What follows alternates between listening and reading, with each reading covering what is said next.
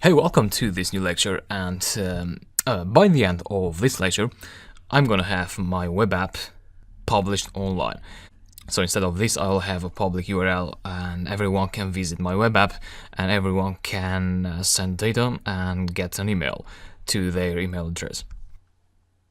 And as you can imagine, I'm going to use Heroku to deploy my files to their cloud. So we used Heroku twice in the course. We used Heroku to deploy a static Flask website, and then we used Heroku again to deploy a bokeh chart, which was again a Flask website.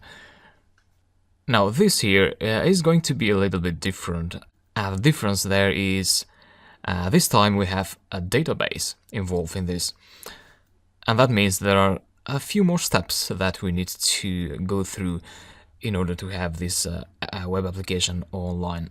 So it's good that you first go through the lecture named Deploying the Website to a Live Server, which is part of the section where we build the static website with Flask. In this lecture I'm going to go through those steps again, but I'm not going to stop in detail at each of them. So this is still going to work if you haven't taken that lecture already. And yeah, now I'll go through each step one by one.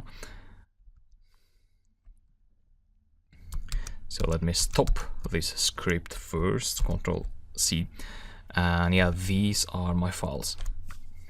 For this to work, you need an account in Heroku, and I've showed you that earlier.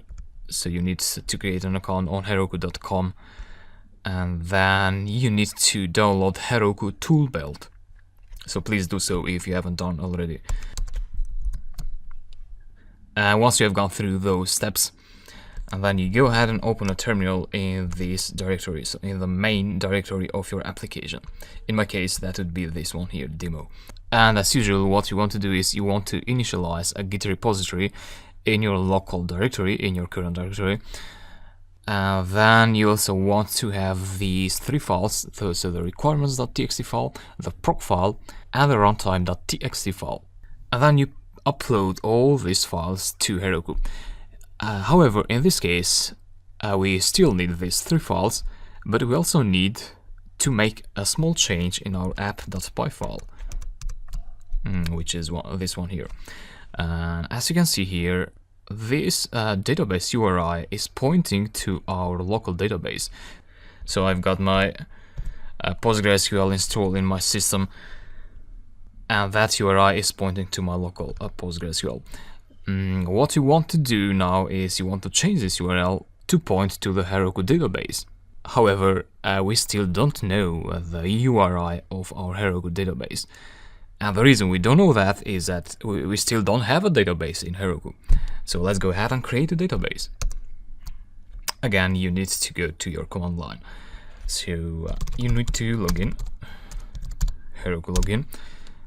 So if you haven't installed Heroku Toolbelt yet, you wouldn't be able to log into Heroku. So Heroku Toolbelt makes it possible to log into Heroku server. And yeah, hotmail.com. These are the credentials that I used to create a Heroku account, and my password there. And I'm logged in successfully. Now, databases come as add-ons in Heroku, and you can either go through to create a database through the web page. So you'd go here and create database and go to databases, and then you create a database in here. But this is not recommended. The correct way to do that is through the command line. This will also allow you to connect your database to the appropriate app. So in our case, we need to connect this database to an app which we haven't created yet. So let's first create an app in Heroku, and then we create a database and we connect the database to that app. To create an app is quite easily Heroku create the app name. Let's say data collector. Hopefully this will be free, not occupied. Yeah, that is already taken. Let's try another one. Decollector, maybe. Decollector. Alright, that was created, and now we go ahead and create a database. Databases come as add-ons in Heroku. So you'd want to say Heroku add-ons create. So you want to create a new add-on. And then Heroku, the add-on name that you want to create is Heroku PostgreSQL and a colon. And here comes the type of the database, which would be hobby dev. So you have quite a few databases which technically are the same, but this one is free. And this hobby dev, which means hobby developer, so you're making this for hobby. This particular one doesn't allow you to have more than 10,000 records rows in your database, which is still a good number, by the way. And if you want more, then you'd have to pay for another database. You can look up for that on Heroku to get the prices, but this will work great for us. So let's create that. And you need to pass a flag, the app flag, and then here you pass the name of the app that you want to connect your database to. So execute that. And yeah, database has been created and is available. This database is empty, of course it's empty, we have just created it. So know that if you have a free Heroku account like I have, you can't have more than 5 apps. And that includes databases. So if you already had 5 apps in Heroku, you wouldn't be able to create a database, because that would be counted as another app, which it's not technically an app, but it's counted as so. Now that we have a database, we need to figure out a way to get the URI of the database so that we can replace the URI in our app.py script. And to get the URI of the database, you'd say Heroku config the app decollector and execute.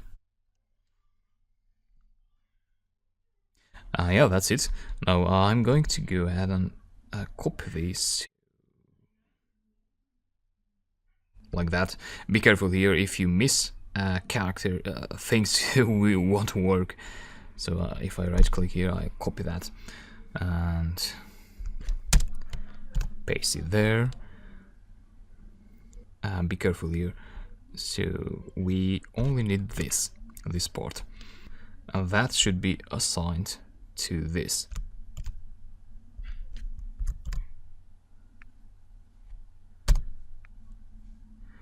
And this goes here. And let me view Toggle software app, and yeah, and save. And I'll comment this out, I don't need this anymore. So please triple check this, because if you get this wrong, it will be difficult to troubleshoot it. So again, what we have is app config and then SQL Alchemy database URI, and that is equal to a string. And in that string, you should enter the database URI that we got from here. So this part in here. And yeah, what that means is, this would be the username, this would be the password up to here, and then you have @ and then the address of the server up to here, and then a colon and the port of the server. And then you have the name of the database. And then I need to add something more here, and that would be SSL mode equals to require. So what I'm doing here, I'm forcing the Postgres adapter to actually actually require SSL, because otherwise I won't be able to connect to the database through my command line, so from my Windows computer. The reason I want to connect to Heroku through my Windows computer is that I'm going to create a table in the database, and I'll show you how to do that in just a minute. So please include this part here, $SSL mode require, and yeah, make sure to save the script and then go to the command line again. Now the app file is ready to be deployed to Heroku, but we need these files, so we need the requirements.txt and the other files that I mentioned earlier. So let's go ahead and create these files. I'm going to activate the virtual environment first.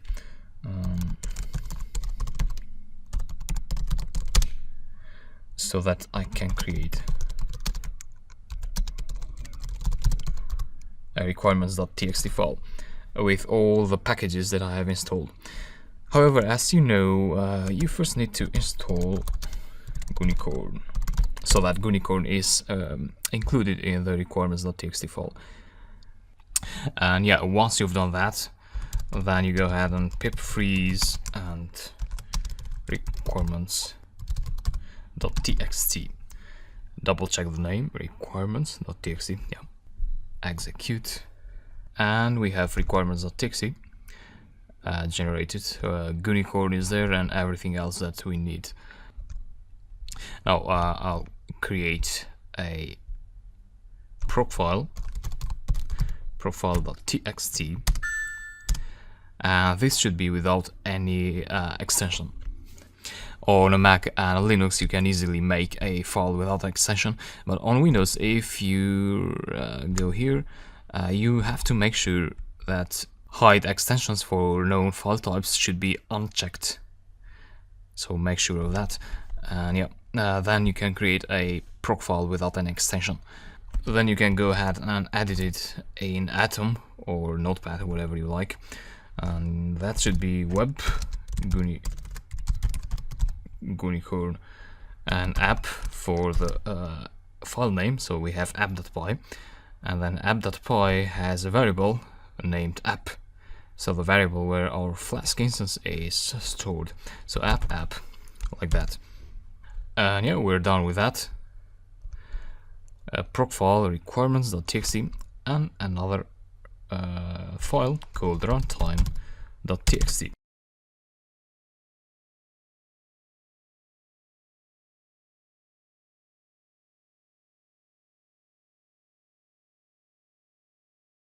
So I'm using Python 3, and therefore I need to write here Python 3.5.1, because that's the available runtime for Heroku at the moment. You can check that up on the internet on Heroku webpage. So they have 3.5.1 and 2.7.11 at the moment. And no, we didn't do this in our previous lectures where I showed you how to deploy websites on Heroku. But in this lecture, I'm going to create another file, and that should be named .gitignore. Actually, this is not possible on Windows, so you cannot have a file without a name. On a Mac and a Linux, you don't have this problem. So the workaround here is to, I'll delete that. You can create a file from the command line. You can use Notepad and then say git ignore, so the file name. Cannot find the gitignore file. Do you want to create a new file? Yes. And that will create a .ignore file. So this one here. And that's the workaround. Now what this gitignore file is it's a file where you can pass the names of the folders, of the directories, and the files that you don't want to upload to Heroku. Because when you initialize a Git repository and then you add the files to the repository, all the files that are in this directory and all the directories with file inside them will be uploaded to Heroku. But sometimes you may not need some folders, some directories or files, such as virtual. So we don't need our virtual environment to upload it on Heroku, because that would be around 45 megabytes. We don't need that. Previously, when we deployed Flask websites to Heroku in our previous lectures, the virtual folder was outside of the demo folder. So the virtual directory was one level up and it wasn't included in the deployment. In this case, this is in this directory here, so it will be included in the deployment. It will be uploaded to Heroku. Therefore, we have this gitignore file that Git knows, so it is able to read the file name and that it knows what to do with the file. So within that file, you can go ahead now and let's gitignore And what you can do is you can pass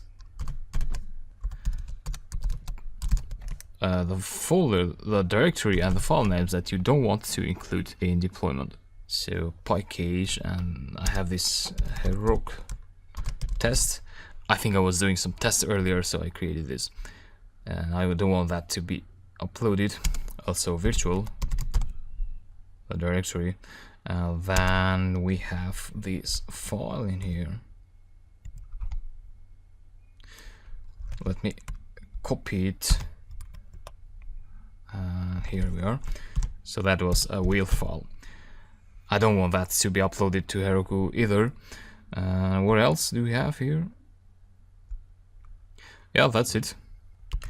So let me double check. Yeah, pycache, Heroku test, and psychopg2, and yeah, that's all. Save that file, and yeah, we're basically done with generating files. Yeah, so we had proc file, runtime.txt, requirements.txt, and git ignore. Let's go back to our console now, and we're ready to deploy our files. So first of all, you need to initialize a git repository, and we got the .git folder in there, and then git add everything, and then git commit the changes. First commit as a note. Oh, sorry, I meant to say commit with double mem. I put 3 m's there. Oh, right. And 12 files changed, so we've got 12 files added to the repository. Actually, that should be less. Maybe I've made some error here. Pycache, yeah, I have added an age in here, which shouldn't be there. And that means I'm uploading these 3 files as well to my app. That shouldn't be a problem, so let's just ignore that. It's important to not include the virtual directory because that's quite big, and you don't want to have that many files in your web application directory on Heroku. Good. We're now ready to push the changes to Heroku. First, let's make sure Heroku info. Let's see if we're connected to our app. So it says no app specified. So let's go ahead and connect our session to our app. Let it be git remote the app flag, and after that we have to enter the name of our app, decollector, and that should do it. So yeah, now we have set git remote, which has the name Heroku. Now we go ahead and say git push Heroku, which is the name, happens to be the name of our git. So Heroku master. And you may have to wait a while here while these are applied. So we've got a Python app was detected. So and then installing Python 3.5.1, and then installing the dependencies of the packages. And yeah, that completed successfully. However, we are not done yet. I mean, we can check Heroku Heroku open, not OEPN, sorry. So I'm just checking if the website is up, so it's actually uploaded. But if you enter some data in there and you say submit, you'll get an error there. So either the server is overloaded, which is not the case, or there is an error in the application. And our error is that we have a database on Heroku because we created that earlier in the terminal session. So with this command, Heroku add-ons create Heroku PostgreSQL, but that's an empty database, so we haven't created the tables just yet. And to create a table there, we have this model here. And our table should be named data, but we haven't executed this model on Heroku. I mean, we have this table in our computer, in our local system. If you could remember, we did from app import db and then db.create all, and that created a table. So we're going to do the same on Heroku. So how do we do that? Oh, well, we do that from the command line again. And we have to open a Python session on Heroku. So basically what we're going to do is we're going to execute Python that is installed on Heroku from our command line. To do that, you say Heroku run and Python.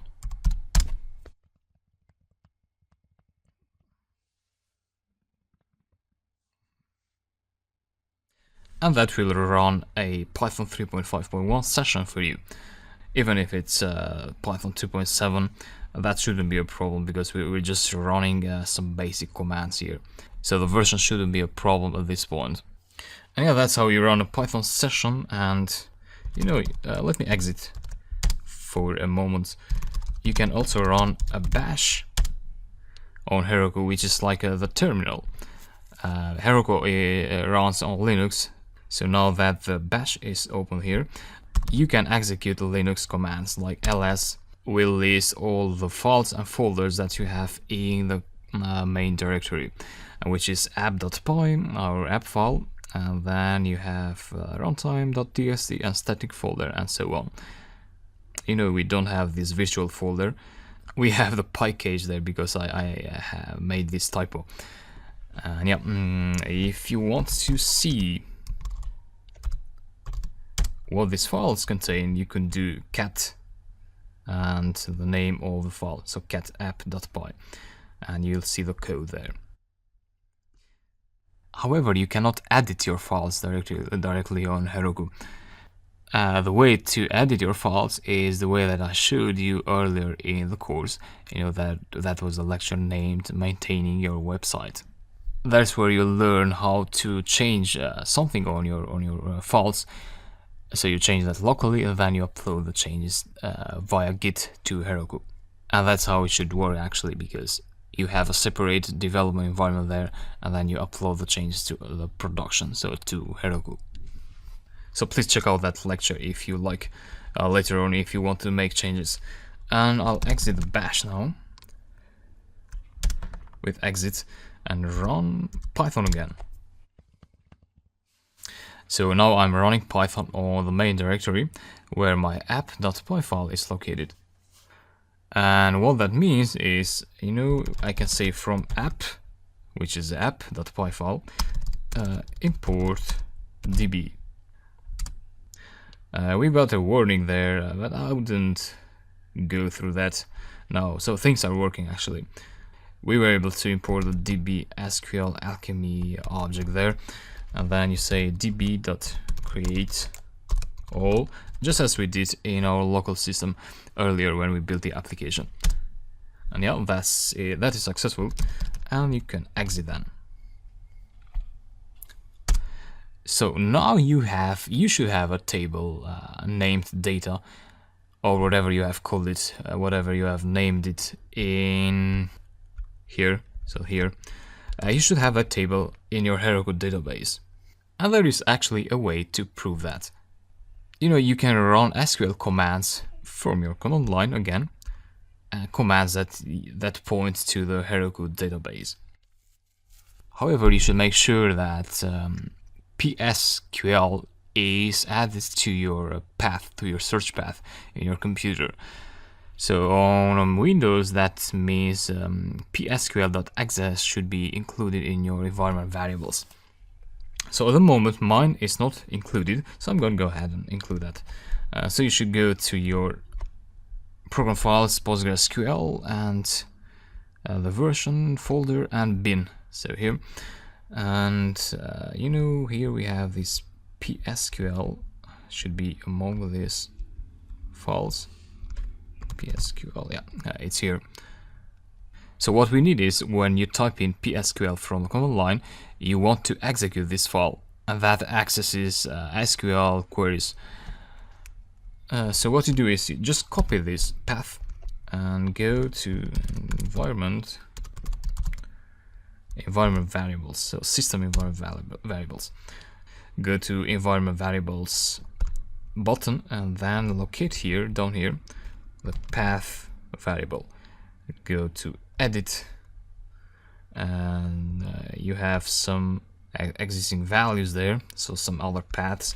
And what you want to do is you want to make sure that you have a semicolon in there, and then you paste your other path. So it should be like this. This is our path. Like that. Okay, okay there, okay here. And now my current terminal probably hasn't received the path yet, so I'm going to open a new one. Just says everywhere you want. So mine is at C. And I'm going to go ahead and Heroku login again.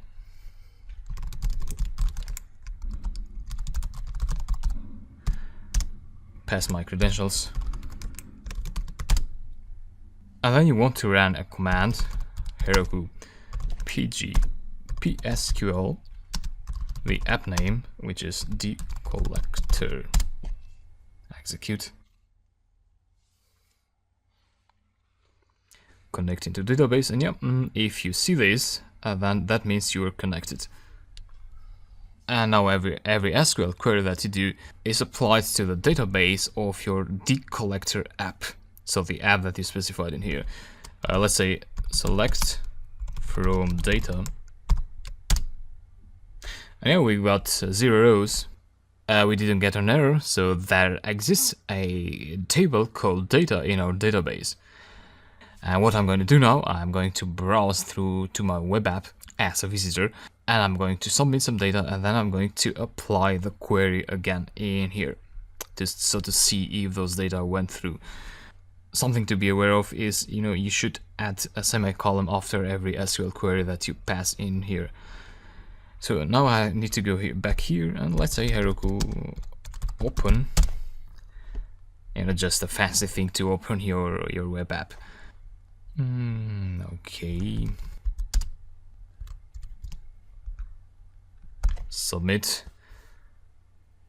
Yeah, great. Now we've got the success web page successfully. Let's see now. Here. Execute the SQL query again. And we've got 1 row, which is great. But if you don't trust SQL, then go and check your email. And yeah, here is the email that I just got. So this is looking good. We have 1 people. Well, that doesn't sound very grammatically correct. So you can play around with that if you like, to send the string person when you have less than 1 submission in your database, if you want to go that fancy. Yeah, this is working great. And if you want to play around with your application, you may want to use your email address to test your application. And for that, you'd have to delete your email address record from the database, because now if you submit this again, you'll get this message. If you want to delete the record, you'd say delete from data where email with an underscore equals to single quotes and your email. Oh, I forgot the semicolon. Great, now we got the message delete 1. If you apply select from data again, you get 0 rows there, and then you can start over again.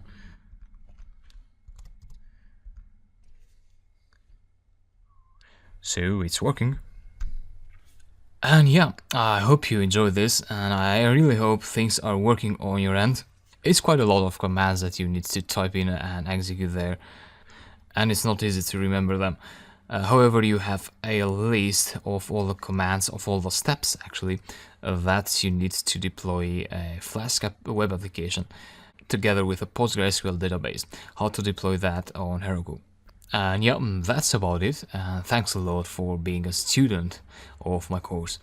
And I'll talk to you in the next lectures. See you.